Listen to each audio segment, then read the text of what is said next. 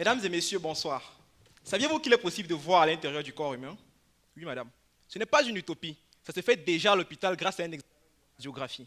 On passe tous ce type d'examen au moins une fois dans notre vie, que ce soit chez le dentiste ou chez l'orthopédiste. Lorsque vous arrivez à l'hôpital pour une radio, on vous bombarde le corps avec des rayons X en utilisant un appareil d'imagerie médicale. Ces rayons sont tellement puissants et pénétrants qu'ils passent carrément à travers votre corps. Et ils permettent d'obtenir une belle photo sur laquelle on peut voir votre squelette et qu'on appelle également une radiographie ou alors une radio pour avoir l'air plus relax.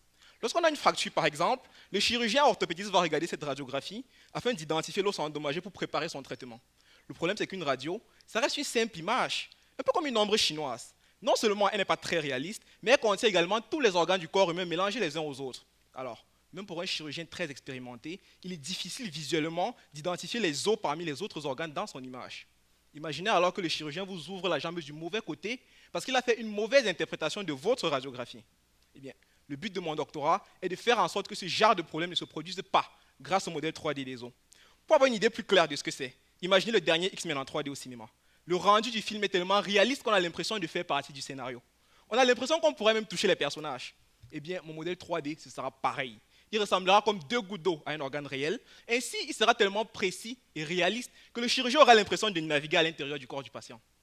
Mais il faut savoir que le tournage d'un film comme le X-Men nécessite des caméras super puissantes qui prennent des centaines de photos autour des acteurs afin d'acquérir le maximum d'informations nécessaires pour les reconstruire en 3D. De même, la production de ce genre de film nécessite des années de travail acharné. Un peu comme un doctorat.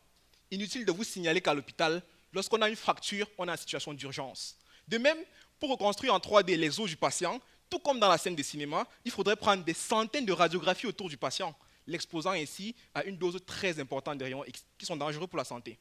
Mais vous allez me dire, quelle est donc la solution pour avoir un modèle 3D? Eh bien, depuis bientôt 2 ans, je travaille sur un algorithme de traitement d'images afin d'isoler et d'extraire les os du membre inférieur de seulement 2 radiographies pour en faire un modèle 3D.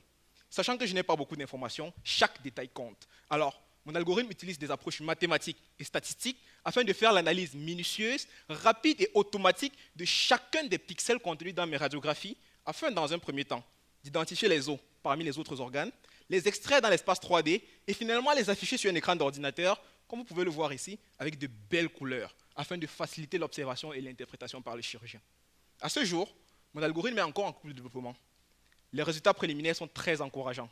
Alors, j'ai la conviction que d'ici la fin de ma thèse, il permettra non seulement de faciliter le travail des chirurgiens, mais également d'améliorer considérablement la prise en charge des patients en orthopédie, et cela moyennant une faible dose de rayons X. En attendant, en allant voter tout à l'heure, attention aux fractures, car même en 3D, nos os sont beaucoup plus beaux à voir lorsqu'ils sont en parfait état de santé. Je vous remercie.